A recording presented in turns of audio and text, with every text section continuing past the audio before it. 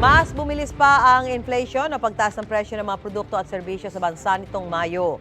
Mula sa 3.8% noong Abril, umakyat sa 3.9% ang inflation rate nitong Mayo ayon sa Philippine Statistics Authority.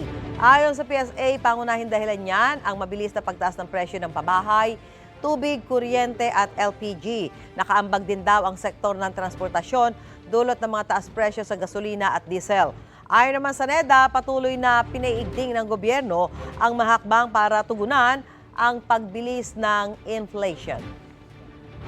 Mga kapuso, para una ka sa mga balita, mag-subscribe sa GMA Integrated News sa YouTube. Sa mga kapuso abroad, subaybayan niyo po kami sa GMA Pinoy TV at sa www.gmanews.tv.